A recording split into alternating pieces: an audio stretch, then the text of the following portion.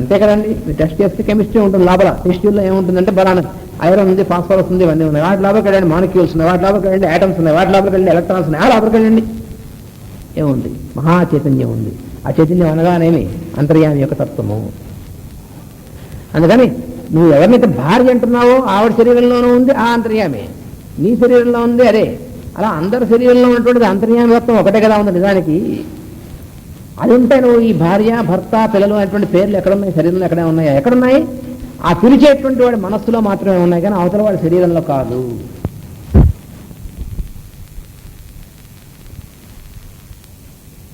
అయితే పిలవకూడదు భార్యని. పిలవచ్చు, పిలిచినా ఇది గుర్తుంచుకోవాలి. అది చెప్పింది భాగవతంలో. ఆయన భార్య అనకూడదు అని అర్థం కాదు, అదే ఆయన భర్త అనకూడదు అని అర్థం కాదు. ఆవిడ భార్య, నువ్వు భర్తే. కానీ ఎప్పటి నుంచి? పుట్టుకతోనే ఆవిడ నీ భార్య, అదే నువ్వు పుట్టుకతోనే ఆవిడ భర్తవే. పుట్టడంతోనే ఆవిడ భార్యత్వం భర్తత్వం ఏమైనా ఉన్నా? ఏమీ లేవు. ఇది తర్వాత వచ్చినటువంటి సంబంధం. కాబట్టి ఏం గుర్తుంచుకోవాలి? అసలు ఉన్నటువంటిది ఏదో గుర్తుంచుకుని ఇవి ఎప్పుడొచ్చే గుర్తుంచుకుంటే అప్పుడు ఏమవుతుందంటే వ్యామోహం ఉండదు, ప్రేమ ఉంటుంది. ప్రేమ వేరు, వ్యామోహం వేరు. మనం ప్రేమని వ్యామోహం కలిపేసుకుంటుంటాం, వ్యామోహాన్ని ప్రేమ అనుకుంటూ ఉంటాం. వ్యామోహానికి ప్రేమకి చాలా తేడా ఉంది. చిన్న ఉదాహరణ ఏమిటంటే, ఒకడు ఉంటాడు, వాడు నేను ప్రేమించి పెళ్లి చేసుకున్నా అంటుంటాడు. ఏమిటి వాడి బంధ ప్రేమ అంటే? వాడికి తెలుసు వ్యామోహాన్ని ప్రేమని పిలుస్తాడు వాడు. ఏమిటి వాడికి? ఆ అమ్మాయి అందంగా కనిపించింది, ఏమిటా మా మొహం అందంగా కనిపించింది, శరీరం అందంగా కనిపించింది వాడికి. అలా అనుకునేటువంటి వాడి వ్యామోహం అని చేసుకున్నాను అనుకోండి. రేపు పొద్దున ఏమవుతుంది? ఆవిడకి ఏమైనా సుస్థి చేసి ఏ చికెన్ పాక్స్ వచ్చి వీడు అనుకున్నటువంటి అందం అంతా కూడా పోయింది అనుకోండి, అప్పుడు ఏం చేస్తాడు? అంటే ఏమిటి? వీడు ఇప్పటిదాకా ఉన్నటువంటి ఏమిటి? శరీరం మీద ఉన్నటువంటి వ్యామోహం కానీ ప్రేమ కాదు అని అర్థం. ఇంకా ప్రేమకి వ్యామోహానికి ఎంత తేడా ఉంది చూడండి. వ్యామోహాన్ని ప్రేమను పిలుస్తుంటారు పిచ్చివాళ్ళు. అందువలన పై చెప్పిన అన్నీ కూడా మనస్సులో ఉన్నటువంటి అభిప్రాయాలే కానీ మనస్సునొచ్చే అలవాటు చేసుకున్నటువంటి సంబంధాలు ఇవన్నీ కూడా. అంతేకా అలవాటు చేసుకున్నవే కదా. నువ్వు పెళ్ళైన తర్వాత అలవాటు చేసుకునే కదా ఆవిడ భార్యను పిలుస్తోంది, ఆయన నేను భర్తను పిలుస్తోంది. పెళ్లి కాకముందు పిలిస్తే తంతారు, చెప్పు తీసి తంతారు. ముందు భార్యను పిలుస్తావు వెళ్ళి, అంటే భర్త నాచ్చ. అందువల్ల దీన్ని బట్టి సింపుల్గా దాన్ని బట్టి తెలుస్తుంది కదా ఎప్పటి నుంచి నువ్వు అలవాటు చేసుకున్నటువంటిది ఇది అని. అందుకని సహజముగా ఉన్నటువంటి కావు కదా. భార్య అనే బుద్ధి భర్త మనస్సులో ఉండదు కానీ ఆమె శరీరంలో ఉండదు. అందరి శరీరంలో ఉండేటువంటిది అంతర్యాయం మాత్రమే. మిగిలినవన్నీ మనస్సును కల్పించుకున్నవి. ఇవి ఉండవచ్చును కానీ వీటిని సత్యములను నమ్మరాదు. అది ఇక్కడ మాస్టర్ ఇచ్చింది. అయితే ఉండకూడదా? భార్యను పిలవచ్చు కానీ అదే సత్యం అని మాత్రం నమ్మకూడదు. అది చెప్పింది. పిలవచ్చు, ఆవిడ భార్య అనొచ్చు, తప్పులేదు. ఆవిడ నేను భర్త అనొచ్చు, వీటిలో ఏం తప్పులేదు. కానీ అది మాత్రమే సత్యం అనుకున్నా అప్పుడు తప్పు. లోపల ఉన్నటువంటిది అంతర్యామిని మర్చిపోకూడదు. అది చెప్తుంది. నమ్మినచో ఏమవుతుందన్నారు? నమ్మినచో సర్వాంతర్యామి యందు మరుపు కలుగుట. దానివల్ల ఏమవుతుందంటే ఈ వ్యక్తులు ఎడబాటు చెందినప్పుడు దుఃఖము, చెందనప్పుడు చెందుతున్న భీతియు, అంటే ఇవన్నీ కూడా మనం అనుభూతమైనటువంటివి కదా. ఆ లోపలటువంటి అంతర్యామి అనేటువంటిది మర్చిపోయి ఈమెన భార్య అనేటువంటిది మాత్రమే గుర్తుపెట్టుకున్నాను అనుకోండి. అప్పుడు ఏమవుతుందంటే ఎప్పుడు మన ఏదో ఊరు ఎలాగ వస్తుంది అనుకోండి, అయ్యో దూరంగా ఉన్నాం అనేటువంటిది బాధ, భయం, దుఃఖం అన్నమాట. ఆ తర్వాత పోనీ దూరంగా వెళ్ళినప్పుడు వియోగం అని దుఃఖం అనేది, దగ్గరగా ఉన్నప్పుడు దుఃఖపడతారు. ఎందుకు? దూరం కూడా. ఇవన్నీ ఎందుకు వచ్చాయంటే అంతర్యామైనటువంటి విషయం మర్చిపోయి భార్య భర్త అనేటువంటి అవే సత్యం అని నమ్మినటువంటి కారణం వల్ల వచ్చాయి. అదిగా జరుగుతున్నటువంటిది. అందుకని ఈ వ్యక్తులు ఎడబాటు చెందినప్పుడు దుఃఖము, చెందనప్పుడు చెందుతున్న భీతియు, ఇంకా ఏంటంటే వాగ్వాదములు, పట్టుదలలు మున్నగలవి దుఃఖమును కలిగించును. వాగ్వాదాలు, పట్టుదలలు. ఎందుకని? నువ్వు నా భార్య కాబట్టి నేను చెప్పినట్టు నువ్వు వినాలి అనేటువంటిది వీడు. అయితే మాత్రం ఏమంది, మేము మాత్రం తక్కువ, మేము చెప్పినట్టు మీరెందుకు వినకూడదని ఆవిడ. ఆ విధంగా పట్టుదలలు వస్తాయి, వాగ్వాదాలు వస్తాయి. ఇంకా ఒక తమాషా కూడా ఉంది. ఒక ఆయన చెప్పాడు, ఒక పెద్ద ఆయన ఏంటంటే ఇప్పుడు లవ్ మ్యారేజ్ అంటున్నారు చూసారు, దాని గురించి చెప్పాడు చిన్న ఉదంతం. వాళ్ళిద్దరుట అన్యోన్య ఆకర్షణ వాళ్ళు పెళ్లి చేసుకున్నారు, ప్రేమించుకున్నాం అన్నట్టు పెళ్లి చేసుకున్నారు. ఆ తర్వాత కొన్ని సంవత్సరాలు ఒక 4 సంవత్సరాలు ఎప్పటికీ ఇద్దరి మధ్యన కలహాలు వచ్చాయి, చాలా సీరియస్గా వచ్చింది. ఎందుకు వస్తాయని చెప్పాడు అని చిన్న ఉదాహరణ ఏంటంటే, ఆవిడ అనుకుంటుంటా నా అంతటి మనోనిగ్రహం కలిగినటువంటి ఆవిడనే వల్ల వేసుకున్నాడు ఈయన ప్రేమించి, కాబట్టి ఇంకెంతమందిని వల్ల వేసుకున్నాడా అనేటువంటి అభిప్రాయం ఆవిడకి వస్తుంటా. వాడికి కూడా అలాంటి అభిప్రాయం వస్తుంది, నాలాంటి వాడిని ఆకర్షించగలిగినటువంటిది వీడు ఇంకెంతమందిని ఆకర్షిస్తుంది, వాడికి అనుమానం వస్తుంది. అందువల్ల ఇద్దరు కొడుకు వస్తారు. అప్పుడు అదిట ఇప్పుడు మీకు కావాలంటే ఉదాహరణ చూడండి, ఎంతమంది ఇప్పుడు చెప్పేటువంటి ప్రేమ అనేటువంటిది అందే, ఇది వ్యామోహాన్ని ప్రేమను పిలుస్తూ పెళ్లి చేసుకుంటున్నారే, వాళ్ళు ఎంతమందికి ఇలాంటివి వేదాభిప్రాయాలు వచ్చి ఎంతమంది విడిపోతున్నారు చూడండి. ఎందుకు? ఇది కారణం. కాబట్టి దాన్ని ఏమంటారు? వ్యామోహం అంటారు. ప్రేమ ఉంటే విడిపోవడం ఉంటుంది, అసలు అది వ్యామోహం. అందువల్ల ఏమవుతుంది? అదే చెప్పిందనమాట. ఇక్కడ వాగ్వాదాలు అనేటువంటి అందుకు వస్తాయి, తర్వాత పట్టుదలలు అందుకు వస్తాయి. నువ్వే గొప్ప ఏమిటి? వాడంటాడు నేను బయటికి వెళ్ళి సంపాదించి వస్తే కదా మీకు ఇంత జరిగేటువంటిది, అందుకని నేను చెప్పినట్టు వినాలని వాడంటాడు. ఏడిసావు నువ్వు బయటికి వెళ్ళి వచ్చింది మాత్రం ఇంట్లో సమర్థిస్తుంది ఎవరు? ఇల్లంతాను నేను కాకపోతే, అందుకని నేనే ముఖ్యం ఉంటుంది ఆవిడే. అలా మొదలవుతాయి వాగ్వివాదాలు. ఇవన్నీ ఎందుకు వస్తున్నాయి? ఆవిడలో ఉన్నటువంటి భార్యాత్వమే సత్యమని వాడనుకోవడం వల్ల, ఈయన ఉన్నటువంటి భర్తత్వమే సత్యం అనేటువంటిది ఆవిడనుకో. అంతే ఇద్దరు కూడా అంతర్యామిని మర్చిపోయారు. ఆవిడలో అంతర్యామి అనేటువంటి చూడడం ఆయన మర్చిపోయాడు, ఆవిడలో అంతర్యామిని చూడడం ఆవిడ మర్చిపోయింది. అందువల్ల అంతర్యామి మరుపుకి ఎప్పుడైతే వస్తాడో అప్పుడు ఇవన్నీ వస్తాయి. సుఖయోగేంద్రుడు ఇక్కడ చెప్తోంది. అందుకంటే గృహస్థులైనటువంటి వాళ్ళు ఎందుకంటే ఇలా చిక్కుల్లో పడేటువంటిది ఇది కారణం అని చెప్పాడు. ఇవన్నీ సత్యములను నమ్మి దీనితో కాపురము చేసి, వీడితో కాపురం చేస్తున్నాం మనం అంటే భార్యాభర్తలు ఒకరితో వాళ్ళు కాపురం చేసేటువంటిది అది కాదు, ఈ అభిప్రాయాలతో కాపురం చేస్తున్నాం. నిజానికి ప్రతి ఒక్కళ్ళు కూడా ఇతరుల యందు ఉన్నటువంటి అభిప్రాయములతో కలిసి కదా మనం కాపురం చేయడం అంటే కలిసి జీవించడం. దేంతో కలిసి జీవిస్తున్నాం? మనలో ఇతరుల గురించినటువంటి అభిప్రాయాలతో కలిసి జీవిస్తున్నాం. అది మనం చేసేటువంటి పని. కాపురములు చేసి తీరుబడి లేక జీవించి చివరకు చతురు అప్పుడెప్పుడో గుర్తొస్తుంది. వస్తే ఈ లోపల తీరుబడి ఉండదు. చెప్పారుగా రాత్రిపూట ఏమో నిద్ర, అయితే స్త్రీ పురుష కామంచ, ఆ రాత్రులు గడిచిపోతాయి. పొగలేమో ఈ సంసారం కోసం కష్టపడుతున్నాను. ఎందుకురా ఎంత కష్టపడుతున్నావు అంటే సుఖపడడం కోసం అంటాడు. సమాధానం అదే కదా. లేటర్ సుఖపడడం కోసం కష్టపడడం నీ మొహం తగలయ్యా అంటాడు. అర్థం కాదు. సుఖపడడం కోసం సుఖపడతాడా కష్టపడతాడా? సుఖపడడం కోసం జీవితం అంతా కష్టపడతాడు. ఇక సుఖపడేప్పుడు దేవుడు దేని సుఖం అంటున్నాడు? అలాగా జీవితం అంతా గడిచిపోతుంది. వారు సమస్తమును చూచియును అంతము చెందు కాలం యొక్క విధానమును చూడలేరు. అందువల్ల వీళ్ళు ఏం చేస్తారంటే అంత చూస్తూనే ఉంటారు, కానీ ఈ వ్యామోహం వల్ల శరీరం మనం వదలాల్సి వస్తుందని గుర్తుండదు వాళ్ళకి. అది కారణం. అందువల్ల చిక్కుల్లో పడుతుంటారు వాళ్ళు. తాను పెంచుకున్న సంబంధములు, అభిప్రాయములు, విశ్వాసములు, సిద్ధాంతములు తనతో పోవడానికి గట్టి ఉండదు. సిద్ధాంతాలు గోల్ చేస్తుంటారు. ఈ సిద్ధాంతం ఆ సిద్ధాంతం వర్ధిల్లాలి, నశించాలి అని ఎగురుతూ ఉంటారు కదా. ఈ సిద్ధాంతాలన్నీ ఎప్పటిదాకా ఉంటాయి? సిద్ధాంతాలు మనతో ఉంటాయా? మన శరీరం పోయేప్పుడు సిద్ధాంతాలు కూడా పోతాయి. సిద్ధాంతాలు లేవు, రాద్ధాంతాలు లేవు, అవన్నీ ఉంటాయండి. నాకని శాస్త్రం వచ్చు, ఇది మనతో ఉంటుంది ఏమన్నా?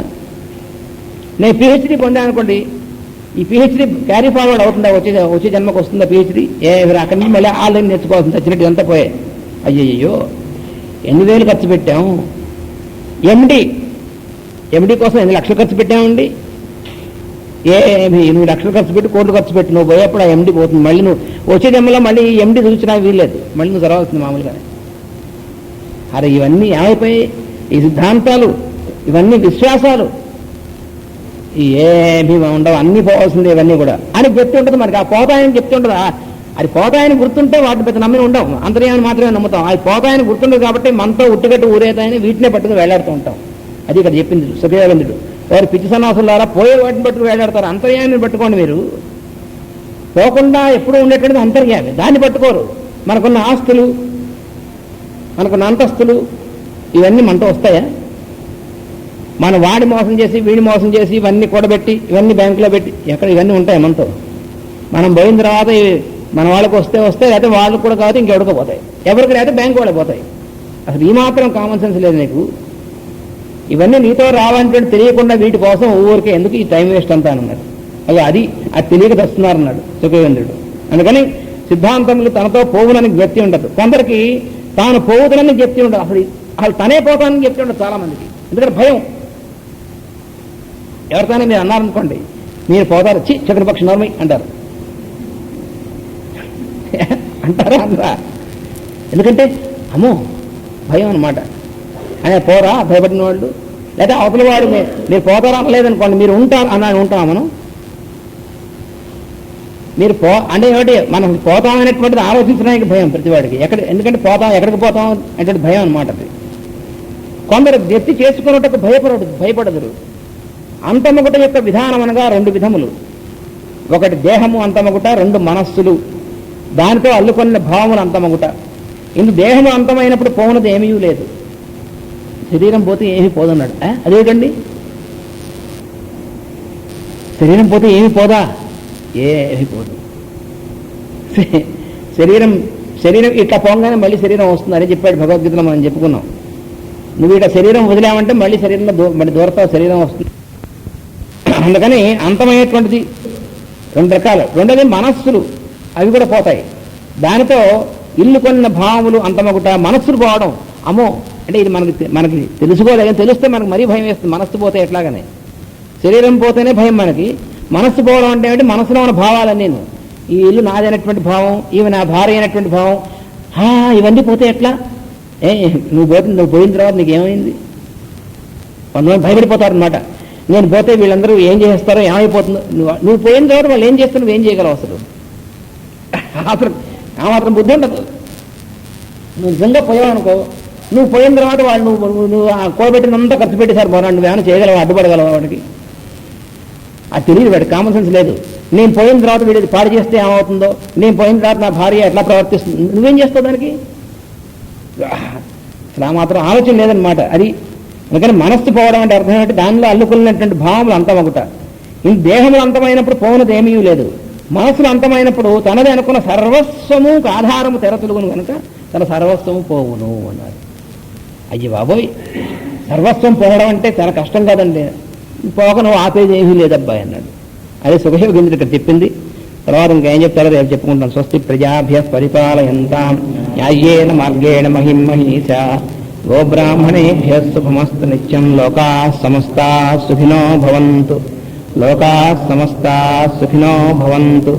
లోకాః సమస్తాః సుఖినో భవంతు. ఓం శాంతి శాంతి శాంతి.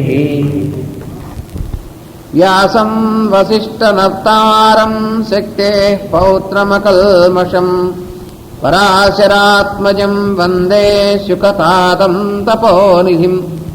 వ్యాసాయ విష్ణురూపాయ వ్యాసరూపాయ విష్ణవే నమో వై బ్రహ్మనిధయే వాసిష్ఠాయ నమో నమః. ఓం అస్మద్గురుభ్యో నమః.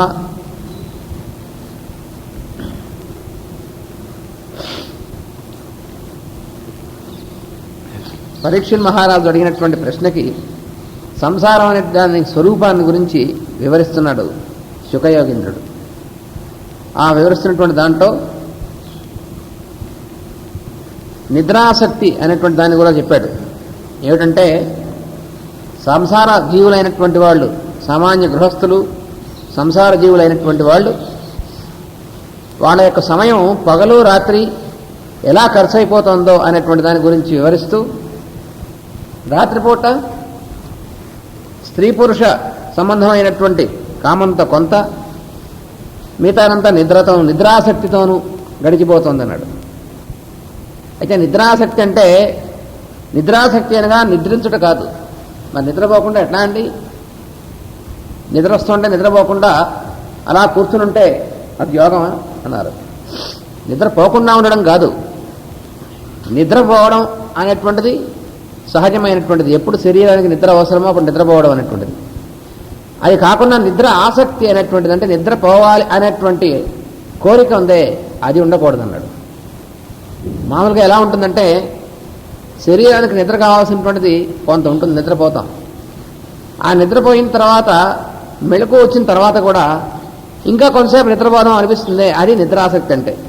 నిద్రపోదాం అనేటువంటి కోరిక.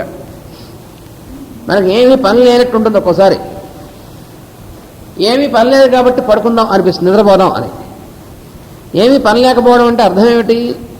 తాను చేద్దాం అనుకున్నటువంటి పని ఏమీ లేదు ప్రస్తుతానికి అనేటువంటి దాన్ని మనం ఏమీ పని లేదు అనుకుంటూ ఉంటాం. అప్పుడప్పుడు అలాంటి సన్నివేశాలు ఉంటూ ఉంటాయి. కొంతమందికి ఎక్కువగా ఉంటాయి. ఏం పని లేదు, ఇప్పుడు ఏమి పని లేదంటే దేనికి పని లేదు అంటే తను చేద్దాం అనుకున్న లిస్టు. అయితే భాగవతం చదువుకోవచ్చు. నిద్రాసక్తి అనగా నిద్రించుట కాదు, నిద్రపోవాలని కోరిక. నిద్ర అవసరమైనప్పుడు నిద్రించుట శరీరమునకు ఆవశ్యకము, సహజము. నిద్ర అనేటువంటిది ఆకలి వంటిదే. ఆకలి అంటే ఎటువంటిదో, దాహం వేయడం ఎటువంటిదో శరీరానికి ఆవశ్యకమైనటువంటి దాంట్లో ఒకటి. అయితే ఆకలి వేసినప్పుడు భోజనం చేస్తున్నావా, ఆకలి వేయనప్పుడు కూడా చేస్తున్నావా? అయితే వేయనప్పుడు కూడా చేసేవాళ్ళు చాలామంది ఉన్నారు. వాళ్ళే సంసార జీవుల్లో ఉన్నటువంటి వాళ్ళు కూడా. ఎందుకు ఇప్పుడు తింటున్నావు అని అంటే, ఏదో పదార్థం రుచిగా ఉంది కాబట్టి. పదార్థం రుచిగా ఉంది కాబట్టి నీకెందుకు, నీకు ఆకలి వేస్తుందా లేదా? ఆకలి వేయనప్పటికీ పదార్థం రుచిగా ఉంది కాబట్టి తింటాడు.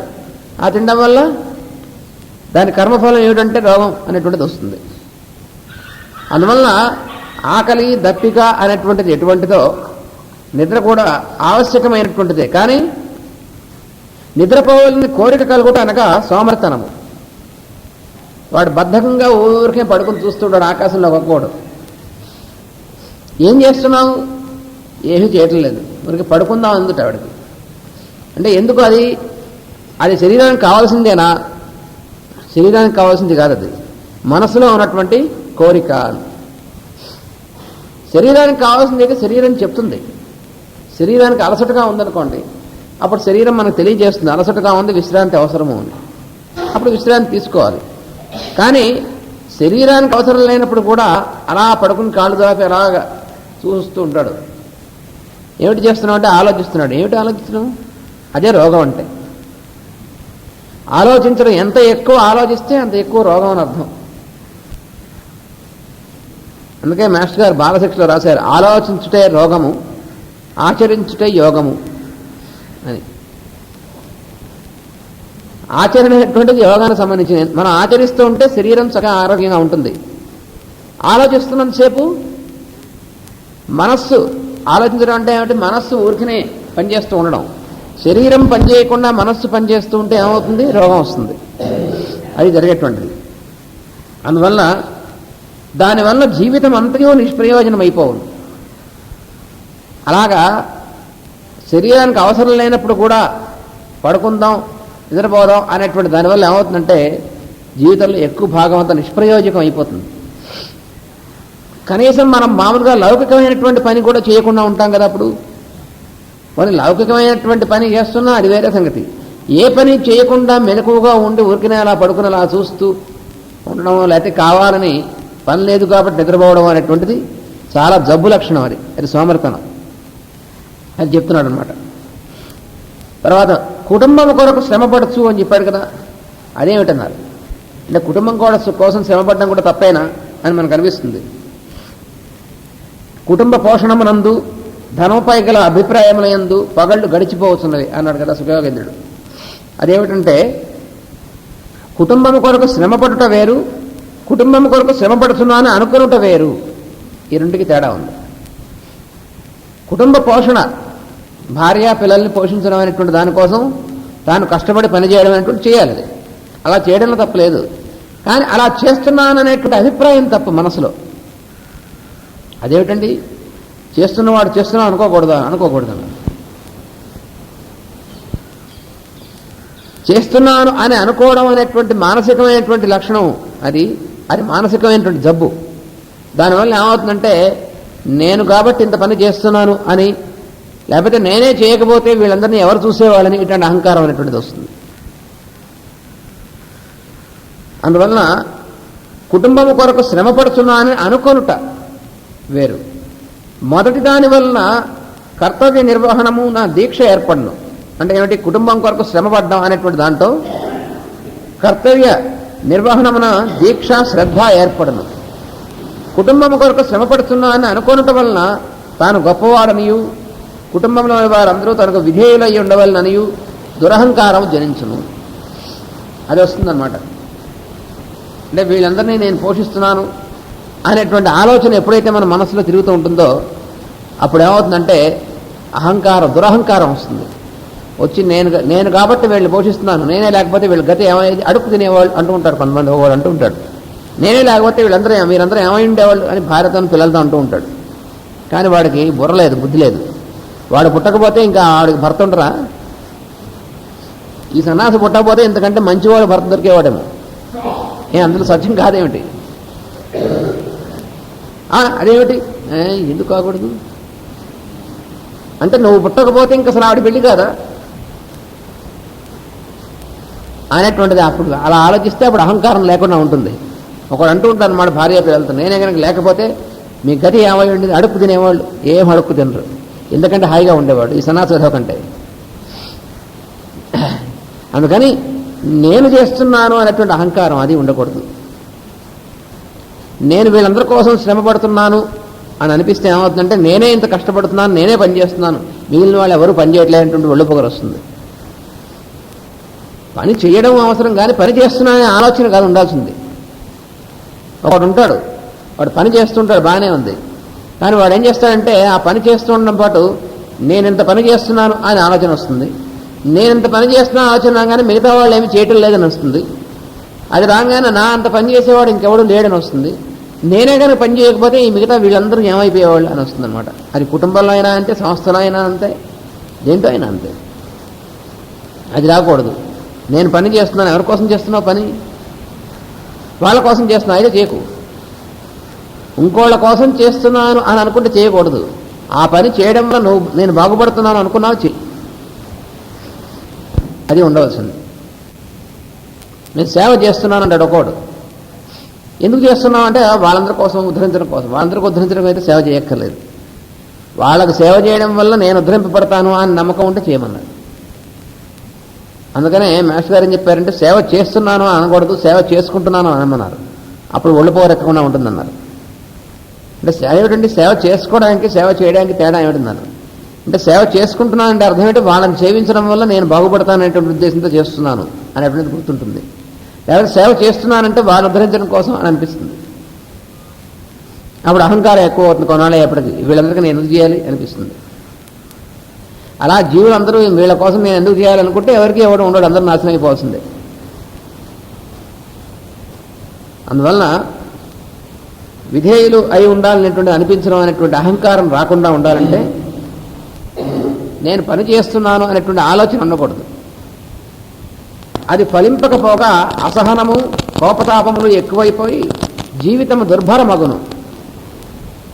ఎప్పుడంటే కుటుంబం కోసం శ్రమపడుతున్నాను అనేటువంటి ఆలోచన ఉన్నప్పుడు, అలా ఉన్నప్పుడు ఏమవుతుంది? అవతల వాళ్ళు భార్య పిల్లలు లేకపోతే కుటుంబంలో ఉన్నటువంటి వాళ్ళు తను చెప్పిన మాట విని తీరాలి అనేటువంటి అహంకారం. అలా వీడు చెప్పినవి అన్నీ ఎక్కడ వింటారో, వీడు కొన్ని చెప్పినవి సరిగ్గా ఉంటాయి, కొన్ని సరిగ్గా ఉండవు. కొన్ని వీడు చెప్పినవి చేస్తే మతం నాశనం అయ్యే పనులు చెప్తాడు. అవి చేయలేకపోతే నేను చెప్పింది చేయలేదని అహంకారం వస్తుంది. అందుకని ఈ రకమైనటువంటివన్నీ జాగ్రత్తగా గుర్తుపెట్టుకుని వాటి నుంచి బయటపడాలి సంసార జీవులు అని చెప్తున్నాడు ఆయన.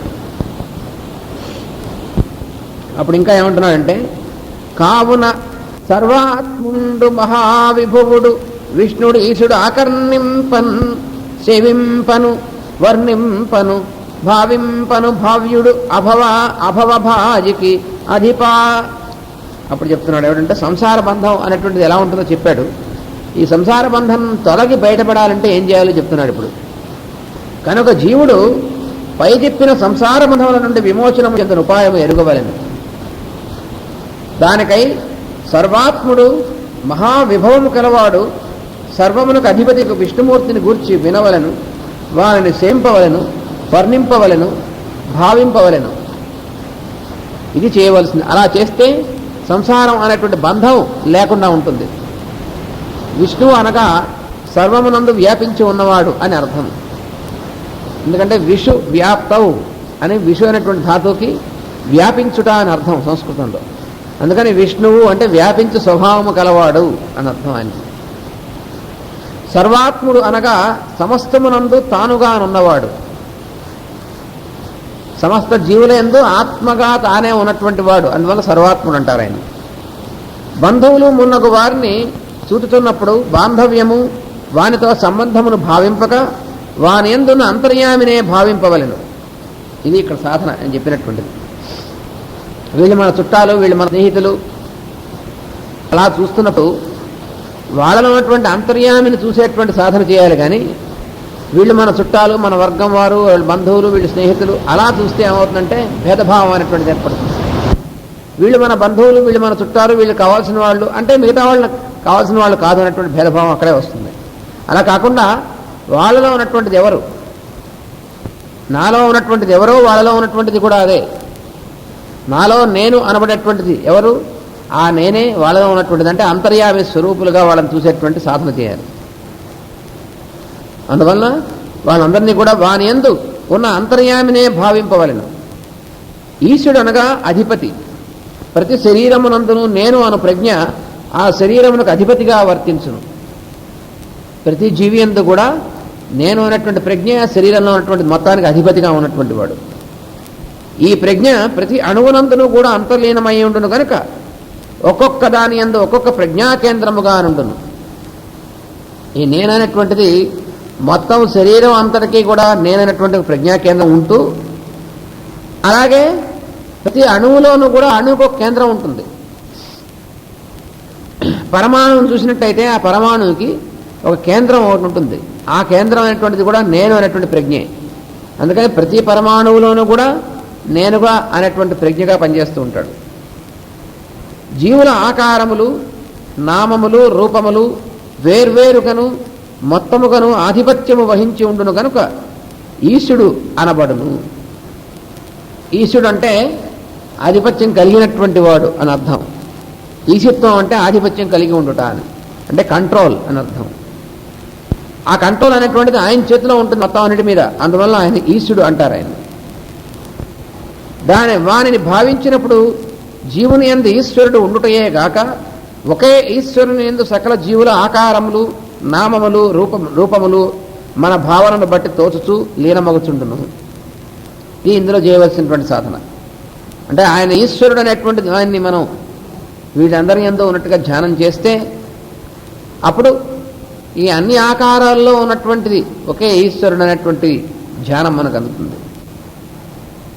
మన భావన కూడా అచ్చటి నుండి కలుగుతున్నది కనుక అది కూడా ఈశ్వర లీలయే. మన భావన అనేటువంటిది ఎక్కడి నుంచి వస్తుంది? మనలో ఉన్నటువంటి ఈశుడు అనేటువంటి ఆయన నుంచే మన భావన అనేటువంటిది వస్తుంది. ఇందు తోచుతున్న నామరూపాదులకు సంబంధములను లెక్క చేయక అంతర్యామిని గుర్తుంచుకొనగలుగుట మోక్షము. దానివల్ల మోక్షము కలుగును.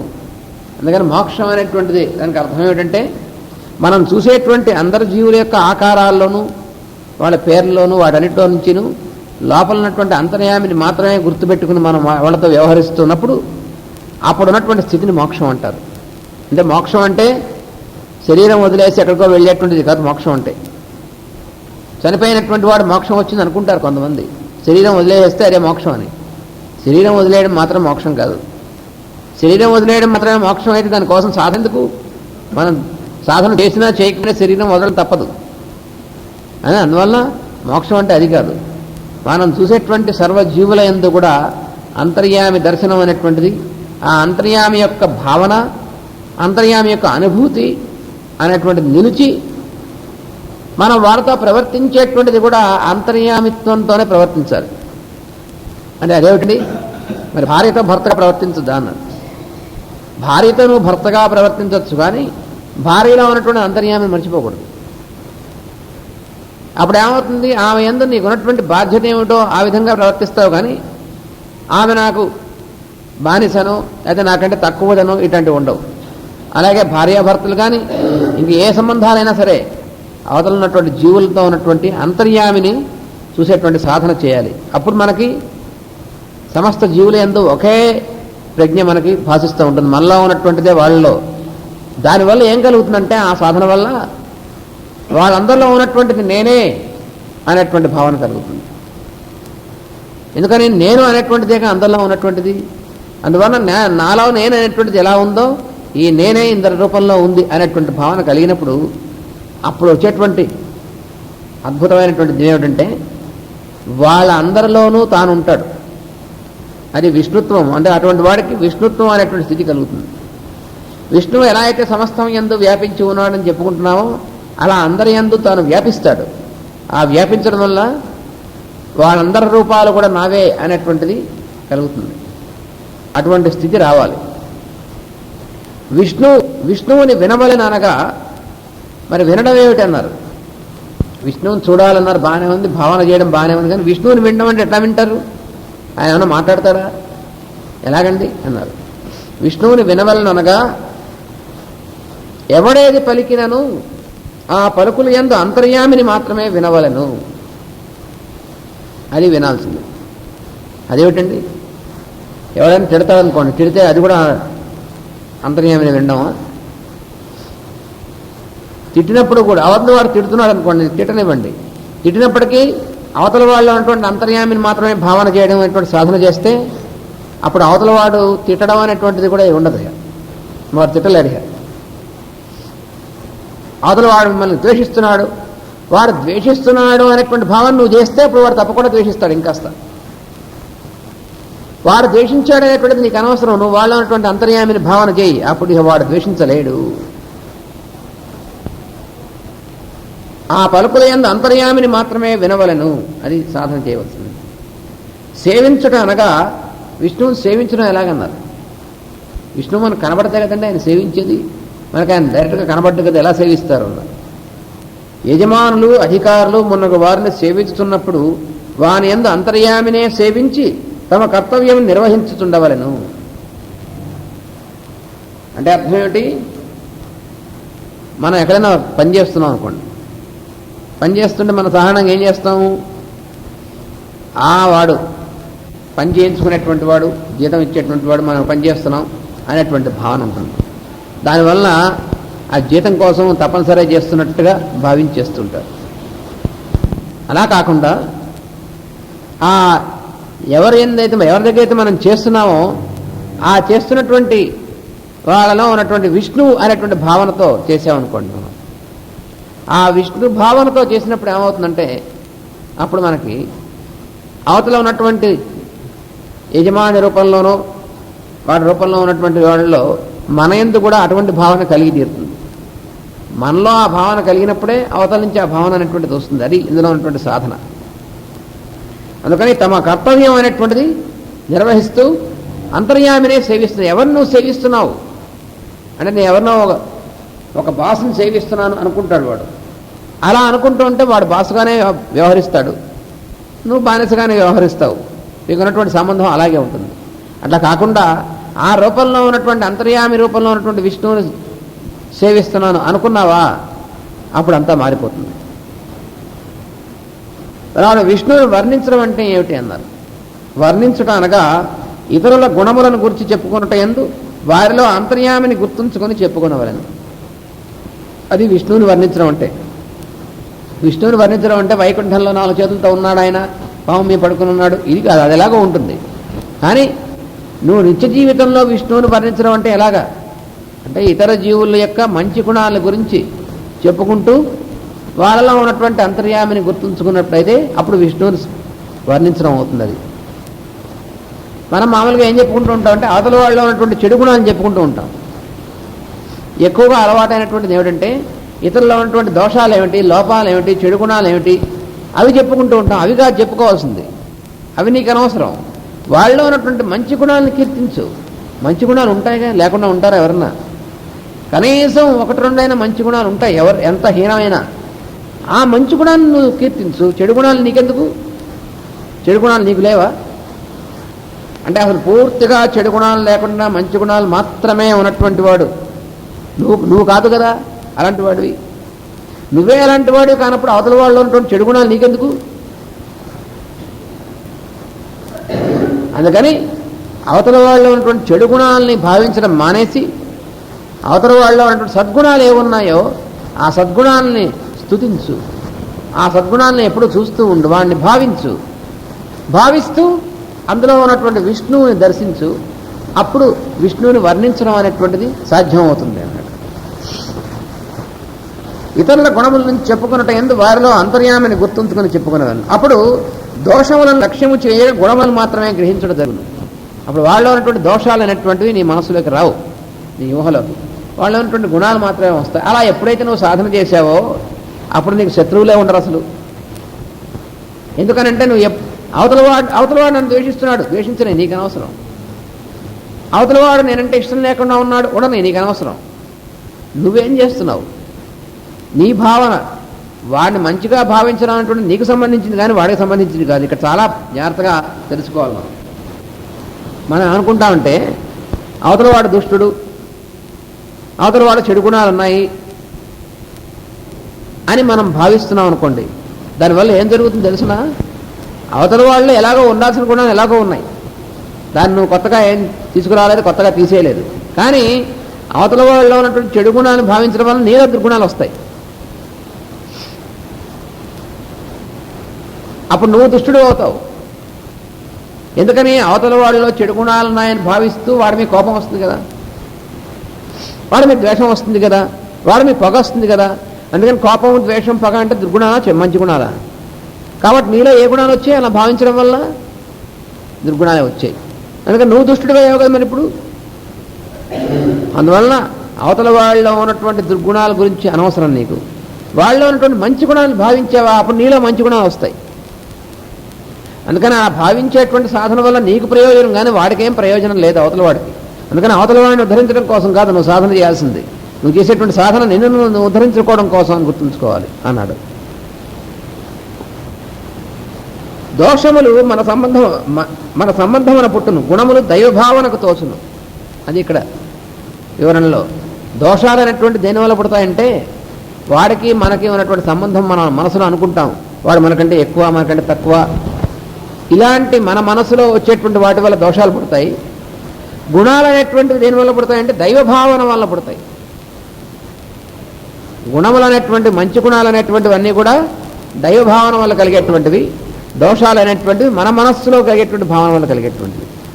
అందుకని ఎప్పుడైతే గుణాలు అనేటువంటి వాటిని మనం అవతల వాళ్ళలో ఉన్నటువంటి గుణాలను మాత్రమే చూస్తామో అప్పుడు మనలో దైవభావన మాత్రమే నిలిచి మన మనసులో ఉన్నటువంటి దోషాలు వాటింతలో వెళ్ళిపోతాయి.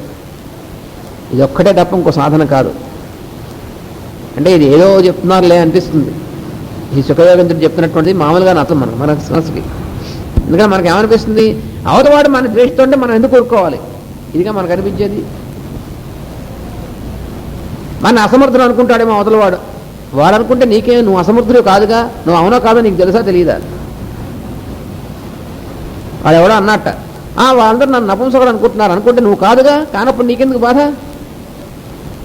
వాడెవడో అనుకుంటుంటే నీకు బాధ ఏమిటి? నన్ను నువ్వు అవునో కాదో అని అనుకుంటే నువ్వు నీకు తెలియాలి. కానీ అందుకని అవతల వాళ్ళు ఏమనుకుంటున్నారు నీకు అనవసరం.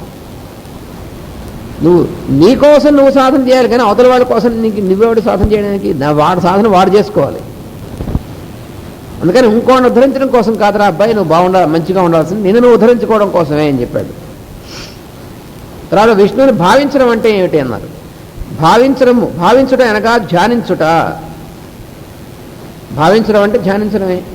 అంటే ఏ వస్తువునందును ఏ వ్యక్తి యందును సర్వకాల సర్వావస్థలలో దైవమును భావించు సాధన వలన ధ్యానము నిలబడినే కానీ కేవలం ప్రాణాయామము, ఆహార నియమము మున్నగ వాని వలన స్థితి కుదరదు.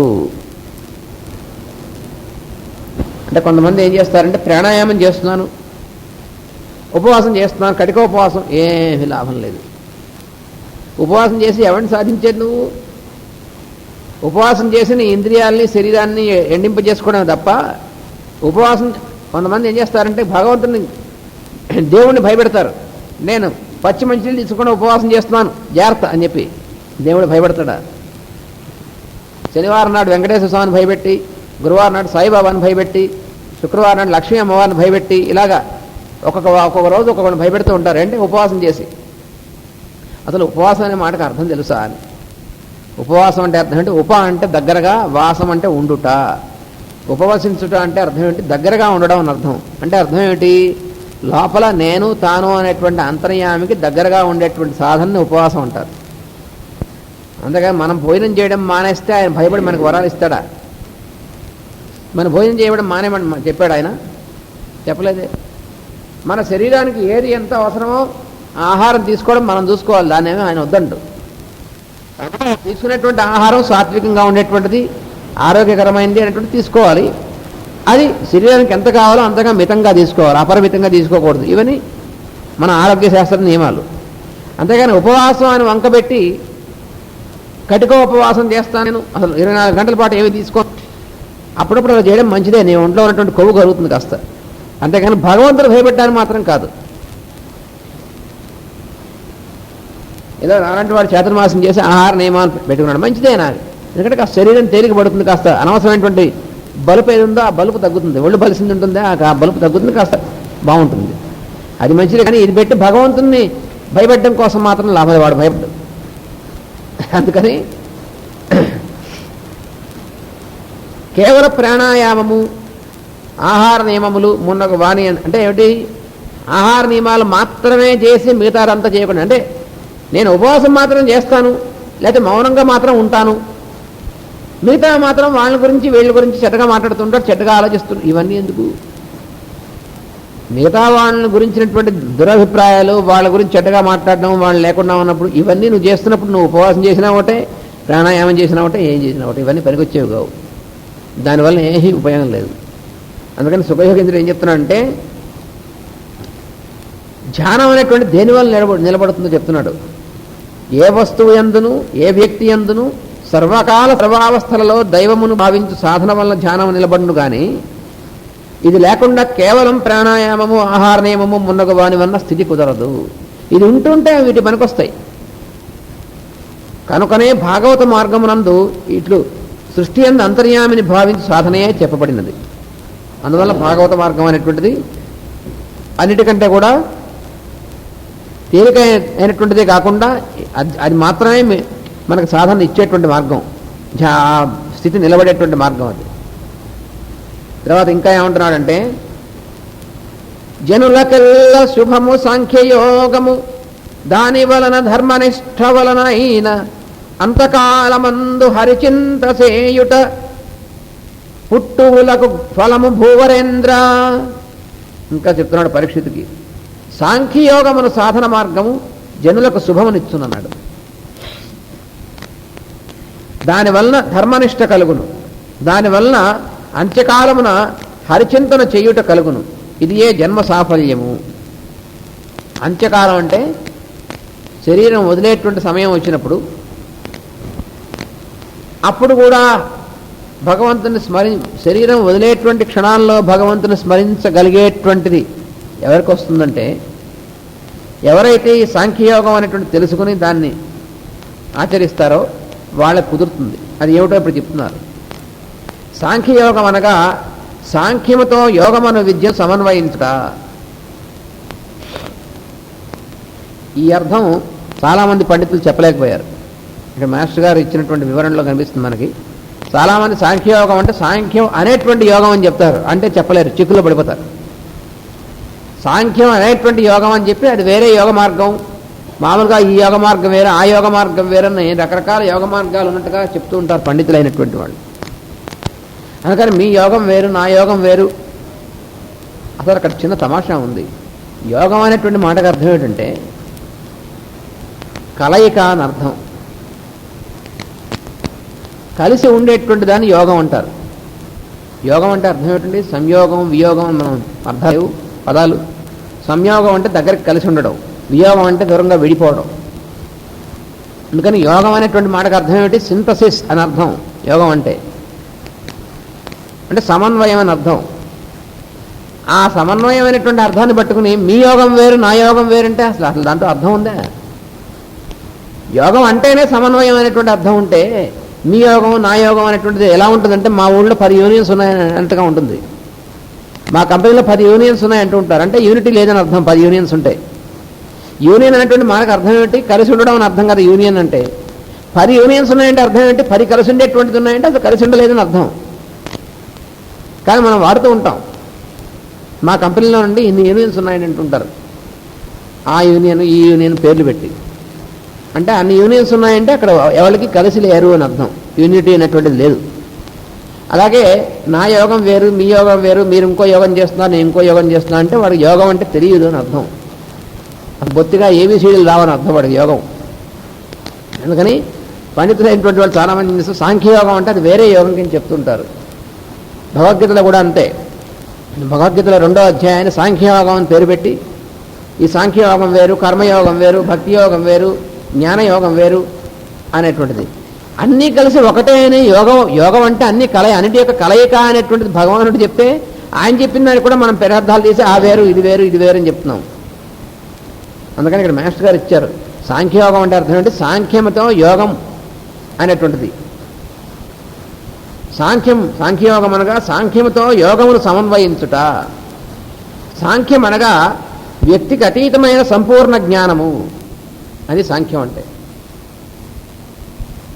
మనకి అతీతమైనటువంటిది, సంపూర్ణమైనటువంటిది అయ్యేటువంటి జ్ఞానాన్ని సాంఖ్యం అంటారు. యోగం అనగా దానిని మనం ఆచరించు కర్మతో సమన్వయించి సంధానము చేయుట. అదే భగవద్గీతలో 2వ అధ్యాయంలో అర్జునుడికి వివరిస్తూ చెప్పాడు. 3వ అధ్యాయానికి వచ్చేప్పటికి సాంఖ్యం ఏమిటి, కర్మ అంటే ఏమిటి,